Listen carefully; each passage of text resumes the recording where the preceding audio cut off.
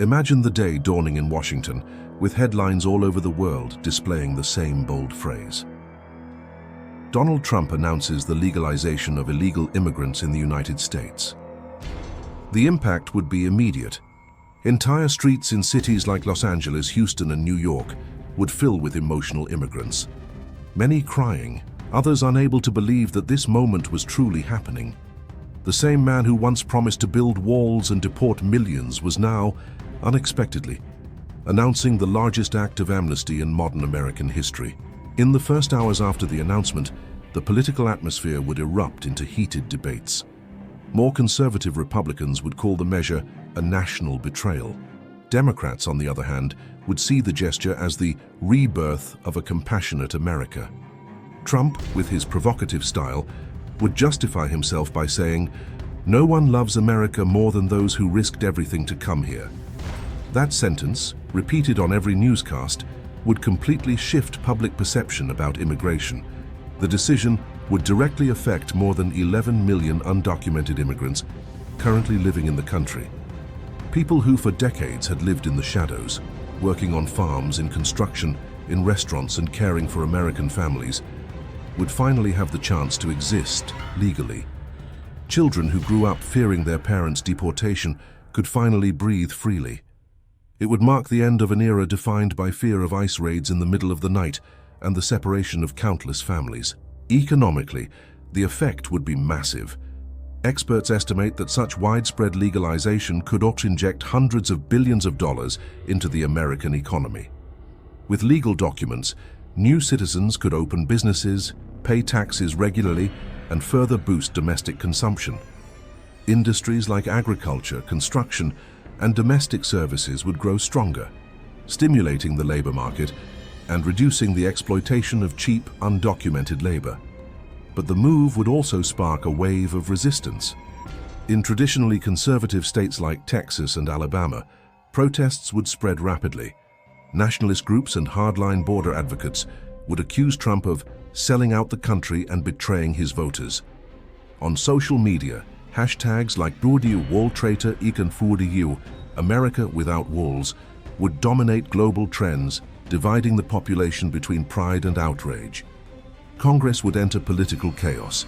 Republican senators would try to block the proposal.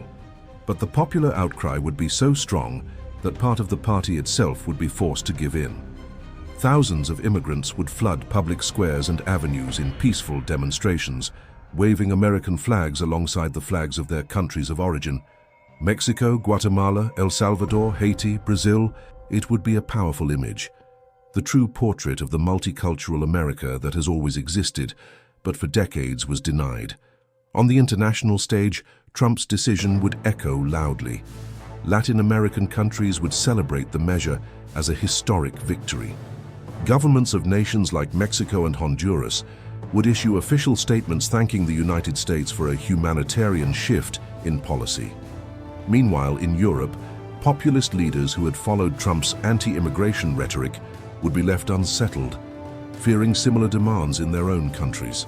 The global media would spend days analyzing what could have led Trump, known for his tough and nationalist stance, to so radically change his policy. Some analysts would suggest political motivations, perhaps an attempt to win over the Latino and immigrant vote in a new election. Others would argue that after years of division and tension, Trump had finally realized that the United States had always grown on the foundation of its people's diversity. Culturally, the measure would also redefine the meaning of being American. Schools would begin to include more stories of immigration in their curricula. Movies, music, and TV shows would explore this new phase of the country, one marked by reconciliation and inclusion. Churches and social organizations would celebrate the immigrants' victory, while private companies would rush to update their hiring and diversity policies. As months passed, the positive effects would become increasingly evident. Higher tax revenue, rising consumer confidence, and the decline of fear among immigrant communities would push economic confidence to new highs. Streets would become safer, as thousands of immigrants would now cooperate with authorities without fear of deportation. However, the measure would also reveal a massive challenge: how to integrate millions of people in an organized way, ensuring that the health, education, and housing systems could support the new flow. The government would need to create large-scale adaptation programs, English courses, document regularization, and anti-prejudice campaigns. In the end, Donald Trump's decision to legalize undocumented immigrants would be remembered as one of the most surprising and transformative events of the 21st century, an act that changed the course of American history, dividing opinions but uniting hearts. Because deep down, America has never been built by walls, but by hands of every color, language, and origin, all reaching for the same dream: to belong to a place where freedom is above all a universal human right.